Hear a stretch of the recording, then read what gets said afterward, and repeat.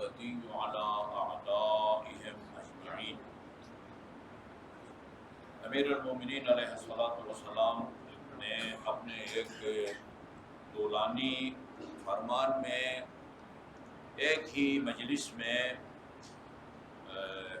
400 ابواب کو بیان فرمایا ہے، اور ان میں ایک اہم باب فرمایا من رضی عن اللہ بالیسیر من الرزق،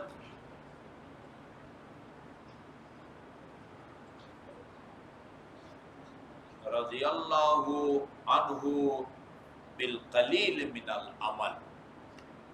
جو اللہ تعالیٰ کی طرف سے تھوڑی سی رزق روزی پر راضی ہو جائے، اللہ اس بندے کے تھوڑے سے عمل پر بھی راضی ہو جاتا ہے۔ ہاں، یعنی تھوڑا سا غور کرنے کے بعد جو میں اس نتیجے تک پہنچا ہوں، یعنی اللہ تعالیٰ کی طرف سے رزق و روزی جتنی زیادہ ہوگی اسی حساب سے انسان کی ذمہ داریوں میں اضافہ ہوتا جاتا ہے۔ جی ایسے ہی ہوتا ہے۔ اگر آپ کو اللہ تعالیٰ نے وہ جو 9 چیزوں میں زکوٰۃ واجب ہے وہ آپ کے پاس موجود ہیں اور نصاب کے برابر ہے، گندم ہے، جو ہے، کھجور ہے، کشمش ہے، 847 کلو اگر آپ نے گندم حاصل کی ہے اپنی بارانی زمین ہے، زمین سے یا زرعی زمین سے، تو آپ نے اس کا بارانی سے جو ہے نا وہ عشر اور زرعی سے 20واں حصہ، 1 سے 10واں حصہ اور 1 سے 20واں حصہ آپ نے نکالنا ہے۔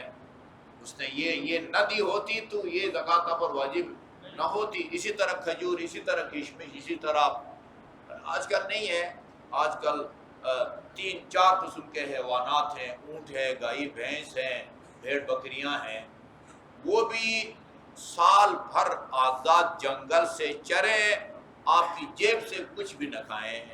اس دنیا میں تقریباً کہیں کہیں شاید ہو، ورنہ عملی طور پر کہیں جو ہے نا وہ نہیں ہے۔ سونا چاندی کی بھی زکوٰۃ واجب ہے بشرطی کی سکے کی صورت میں ہو۔ پرانے زمانے میں سونے کا دینار ہوتا تھا، چاندی کا درہم ہوتا تھا، اسی سے بازار میں جا کے آپ سودا وغیرہ خریدتے تھے، ٹھیک ہے جی، یہ تجارت وغیرہ اسی سے ہوتا تھا۔ ابھی دنیا میں دینار کے نام سے پیسہ ہے لیکن کرنسی ہے، وہ نوٹ ہے۔ دبئی میں درہم ہے یا ابوظبی وغیرہ میں درہم ہے، عراق میں دینار ہے، کویت میں دینار ہے، لیکن وہ دینار کرنسی نوٹ کی صورت میں ہے۔ دنیا میں کسی جگہ بھی سونا چاندی پر جو ہے نا وہ آج کل عملی طور پر زکوٰۃ نہیں ہے۔ آپ کے پاس زیورات کی صورت میں ہے، اس میں نہیں ہے، وہ سکہ نہیں ہے۔ آپ کے پاس جو ہے نا وہ بسکٹ کی صورت میں ہے، یا زیادہ اگر آپ مالدار ہیں اینٹ کی صورت میں اگر وہ سونا ہے، ہاں اس میں جو ہے نا وہ نہیں ہے۔ ہاں وہ آپ کے پاس اگر سال پر پڑی رہے اینٹ سونے کی یا زیورات خرید کے خاتون خانہ رکھتی ہے اور وہ ایک دفعہ بھی استعمال نہ کرے، اس کا خمس ہے جو زکوٰۃ سے زیادہ ہے۔ 5واں حصہ بہت ہے، 10واں حصہ وہ یا 20واں حصہ وہ بہت کم ہے۔ اچھا، اسی طرح اللہ تعالیٰ نے اگر آپ کو مستطیع بنایا ہے پھر حج واجب کو آپ کے اوپر واجب ہوتا ہے۔ اگر آپ کو اللہ تعالیٰ نے مستطیع نہیں بنایا، حج آپ پر واجب نہیں ہے۔ اس کے نتیجے میں قلیل عمل جس پر زکوٰۃ واجب نہیں ہے، اللہ اس کے قلیل عمل پر راضی ہے۔ خمس بھی اتنا پیسہ نہیں دیا اللہ تعالیٰ نے کہ وہ جو کمایا ہے اور اس کو ضروریات زندگی میں خرچ کر کے کچھ بچ جائے، پھر جو ہے نا وہ آپ پر خمس واجب نہیں ہے۔ اور اگر بچت ہے تو اس میں خمس واجب ہے۔ آپ صاحب استطاعت ہیں تو حج واجب ہے، ورنہ صاحب استطاعت نہیں ہے تو آپ پر حج واجب نہیں ہے۔ یہ اتنا میں سمجھا ہوں اس سے نا کہ جو اللہ کی طرف سے کم رزق پر راضی ہوتا ہے، اللہ اس کی طرف سے قلیل عبادت پر جو ہے وہ راضی ہو جاتا ہے۔ اچھا جی، ایاکم والتفریط، کسی بھی معاملے میں یہ دو لفظ استعمال ہوتے ہیں اردو میں، غالباً ادبا استعمال کرتے ہیں اور مناسبتاً استعمال کرتے ہیں یا نہیں کرتے، افراد اور تفرید، حد سے بڑھانا، حد سے گھٹانا۔ مثال دیتے ہیں، مثال اگر آپ نے کسی سے سواری جو ہے نا کرایہ پر لی ہے نا، خصوصاً پرانی مثال گھوڑا، اونٹ وغیرہ اگر آپ نے کسی سے کرایہ پر لی ہے، افراد کا مطلب یہ ہے کہ اس پر 4-5 بندے جو ہے نا سوار ہو جائیں، یا اس کی طاقت سے زیادہ اس کے اوپر بوجھ جو ہے نا وہ آپ لاد دیں، یہ افراد ہے۔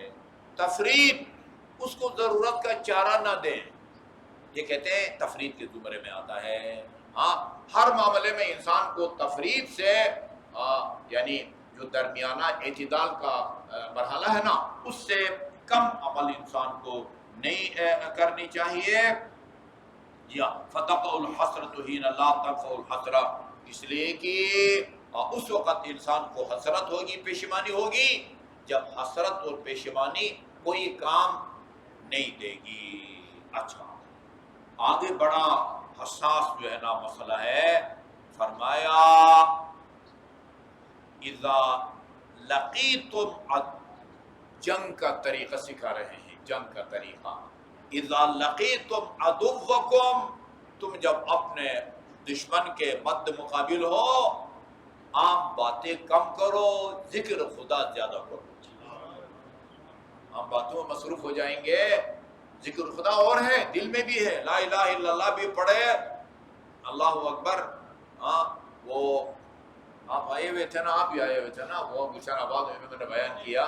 ہاں، وہ پتہ نہیں جنگ بدر میں، غالباً جنگ بدر میں رسول خدا فرماتے ہیں کہ جنگ بدر جب ختم ہوئی، رک گئی، فائر بندی ہو گئی، پھر جبرائیل امین نازل ہوا، اور نازل ہونے کے بعد کہا کہ یہ اللہ تعالیٰ جو ہے وہ اس وقت علی کے اوپر اللہ تعالیٰ فخر اور مباحات کر رہا تھا، علی کی وجہ سے۔ جب علی لوگوں کے دشمنوں کو صفوں میں بیٹھ کے نعرہ تکبیر بلند کر رہے تھے، اور اس کے ساتھ ساتھ فرشتے بھی نعرہ تکبیر بلند کر رہے تھے۔ اذا لقیتم عدوکم، یا دشمن کے مقابلے میں جب جاؤ، اللہ کا ذکر کرو، اللہ اکبر۔ وہ آپس میں باتیں، وہ گھریلو باتیں، بال بچوں کی باتیں مت کرو، جنگ کا گر سکھا رہے ہیں۔ صفین میں نا، صفین میں مجھے یاد ہے اللہ تعالیٰ رحمت فرمائے نصیر اجتہادی پر، ہاں بڑے ٹاپ کے خطیب تھے۔ 65 کی جنگ ہو رہی تھی، 65 کی جنگ میں میں لاہور میں ہوتا تھا، میں نے اپنی آنکھوں سے نا وہ فضائی جنگ دیکھی ہے۔ پاکستانی جو ہے نا ایئر فورس کے جوانوں نے ہندوستان کا ایک گرایا، یہ ہمارے سامنے لاہور کے فضاؤں کے اوپر، اور انڈین جہاز کا جو ہے نا بمبار کا لاشا دیکھنے میں سائیکل پہ سوار ہو کے چلا گیا تھا۔ وہاں وہ ہے وسنت پورہ سے آگے جو ہے نا وہ تنی باغ، اس کے نام کیا آتا ہے؟ نہیں، شالمار باغ نہیں، روغان پورہ بھی نہیں، وسنت پورہ سے تھوڑا سا آگے ہے، اس سے بھی آگے کھیتوں میں، ہاں شاد باغ، ہاں وہ ان کا ہم نے لاشا بھی دیکھا۔ اچھا، اس وقت وہ ٹی وی پر ان کا ایک بیان آ رہا تھا۔ اب طریقہ کار آج کل وہ نہیں ہے جو پرانے زمانے میں تھا، لیکن وہ بتا رہے تھے کہ امیر المومنین نے جب اپنے بیٹے محمد ابن حنیفیہ کو جنگ کے لیے میدان بھیجا، اس کو بتایا کہ کس طرح لڑنا ہے۔ تد فی الارض قدمک، جب مد مقابل سے لڑو تو اپنے قدموں کو زمین میں گاڑ دو۔ ادھر میں حج پہ لوگوں سے کہتا تھا کہ یہ حج پہ حجاج کو میں نے وہ بتایا ہوا تھا، جب طواف کرو نا تو جم کے جو ہے نا وہ چلا کرو، ایسے ہی وہ ہلکے پھول کے جاؤ گے، آپ کا قدم بے اختیار اٹھے گا، وہ طواف صحیح نہیں ہے۔ آپ کے قدم اپنی ارادہ اور اختیار سے اٹھنا چاہیے۔ ایسے کسی کے راہ میں کرم پر جائیں گے، کوئی دھکا دے کہ آپ کو ادھر دھکیل دے گا، کوئی ادھر دھکیل دے گا، وہ آپ کا طواف صحیح نہیں ہوگا۔ لہذا جم کے بیٹھو، پیچھے سے دھکے کو برداشت کرو، تب آپ کا جو ہے طواف کا چکر جو ہے نا وہ صحیح ہوگا۔ ادھر میں نے ابھی اسی حال نا یہ مولا کا فرمان اپنے بیٹے محمد ابن حنفیہ کو جو بتایا ہے، طب فی الارض قدمک، ہاں جنگ کے دوران اپنے قدموں کو زمین پر گاڑ دو، عز علی ناجزک، دانت پیستے رہو، دانت فإنه انبا للسیف، جب دانت پیسو گے نا تو یہ تمہاری کھوپڑی سخت ہو جائے گی، تلوار کی ضربت بھی لگے تو اس کا نقصان کم ہوگا۔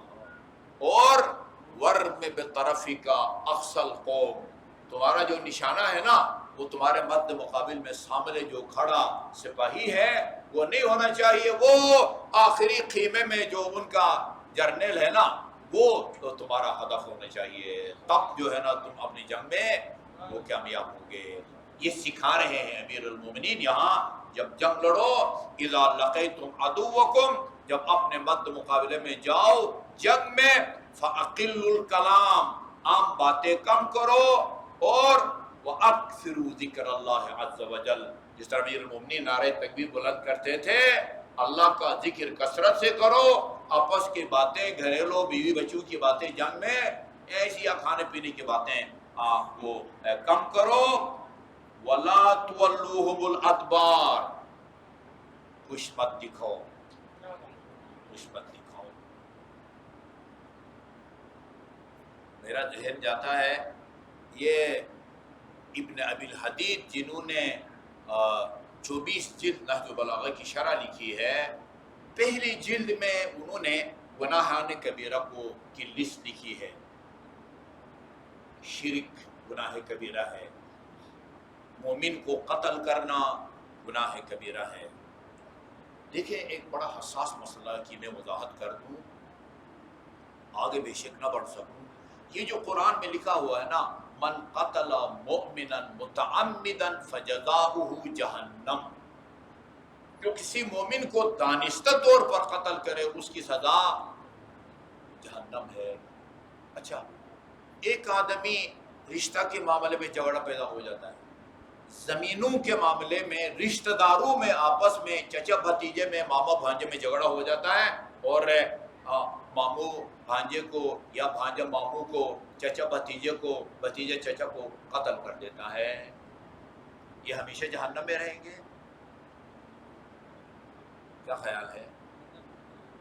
من قتل مؤمنا متعمدا، جو کسی مومن کو اس لیے قتل کرے کہ وہ مومن ہے اور اس کو جائز القتل سمجھ کے قتل کرے، اب اس کی سزا جو ہے وہ جہنم ہے۔ ورنہ دنیا میں بہت سارے جو اختلافات ہوتے ہیں، وہی بتا رہا ہوں نا کہ بھائی وہ رشتہ میں ایک خبر یہ ہے کہ وہ جو ایک بریگیڈیئر تھا پنڈی میں، وہ قتل کیے گئے، ان کا بیٹا نامزد تھا، بیٹے نے باپ کو بھی ماں کو بھی، دو بہنوں کو، ایک ہی رات میں، ہم مکے میں تھے اور ہمیں یہ خبر یہ ملی تھی کہ رشتے کے معاملے میں ایک جگہ وہ شادی کرنا چاہتا تھا، یہ مزاحمت کرتے تھے اور ان کو قتل کر دیا۔ ان کو اس لیے قتل کیا کہ وہ مومن تھے؟ نہیں، زمینوں کے معاملے میں قتل کرتے ہیں۔ اچھا، غیرت کے نام پر، یہ بات جاہل لوگ غیرت کے نام پر قتل کر دیتے ہیں، یہ سارے ہمیشہ کے لیے جہنم میں جائیں گے۔ آپ تفسیر اٹھا کے دیکھیں، من قتل مؤمنا متعمدا، جو کسی مومن کو قتل کرے اس لیے کہ وہ مومن ہے اور اس کے قتل کو جائز سمجھ کے قتل کرے، فجزاؤہ جہنم، اس کی سزا جو ہے وہ جہنم ہے۔ بہرحال گناہ کبیرہ کو بیان کیا ہے، سود گناہ کبیرہ ہے وغیرہ وغیرہ، ان میں سے ایک الفرار من الزحف، جنگ سے فرار کرنا، جنگ سے فرار کرنا، جہاد سے فرار کرنا۔ یہ ان کو بیان کر کے نا ابن ابی الحدید جنگ سے فرار کو بیان کر کے کہتے ہیں، اگر کوئی اعتراض کرے کہ اگر یہ جنگ سے فرار کرنا گناہ کبیرہ ہے تو وہ جو احد میں جو اصحاب جو ہے نا وہ یعنی فرار کر گئے تھے، ان کے عمل کو آپ کس پر محمول کریں گے؟ وہ تو عادل تھے، ان سے گناہ کبیرہ سرزد نہیں ہوتا. وہ ان کے دفاع میں فرماتے ہیں انہوں نے فرار نہیں کیا تھا، جنگی حکمت عملی کے تحت پیچھے ہٹے تھے، ورنہ انہوں نے فرار نہیں کیا تھا. سورہ آل عمران جس میں جنگ احد کا ذکر ہے، وہ ترجمہ قرآن میں بھی علماء نے یہ ذکر کیا، اللہ تعالیٰ نے جو جنگ سے فرار کر گئے تھے 2 دفعہ اللہ تعالیٰ نے ان کی معافی کا حکم دیا ہے. اگر انہوں نے فرار نہیں کیا، جنگی حکمت عملی سے پیچھے ہٹے ہیں، تو معافی کس بات کی؟ سیدھی بات کرو کہ بھائی ان سے غلطی ہو گئی. معصوم عن الخطا نہ ہو تو ایسے ہی ہوتا ہے. جو معصوم عن الخطا تھا وہ آخر دم تک وہ یہ اس گناہ کے قریب نہیں گیا. جو بھی گئے تھے ان سے غلطی ہو گئی، یہ گناہ سرزد ہو گیا، اور اللہ تعالیٰ اپنے فضل و کرم سے سورہ آل عمران میں وہ بڑا غفور الرحیم ہے. یا کوئی گناہ ایسا نہیں ہے کہ توبہ کے بعد اللہ تعالیٰ اس کو نہ بخشے. ٹھیک ہے جی. اذا لقیتم، جب دشمن کا آمنے سامنے ہو تو پھر جو ہے نا وہ فلا تولوہم، تو ان کو جو ہے نا وہ کبھی بھی وہ پشت نہ دکھاؤ. یا فتسخط اللہ ربکم، اگر تم نے دشمن کو پشت دکھائی وہ اللہ تعالیٰ کو ناراض کرو گے، اس کے نتیجے میں اللہ تعالیٰ ناراض ہوتا ہے. اللہ تعالیٰ ناراض ہوتا ہے. وَتَسْتَوْجِبُهُ غَضَبَهُ، اور اللہ تعالیٰ کی غضب کے تم حقدار بنو گے اگر تم نے دشمن کو پشت دکھائی یا خدا نخواستہ میدان کارزار سے، جہاد فی سبیل اللہ سے فرار کیا. صلی اللہ علیہ وسلم.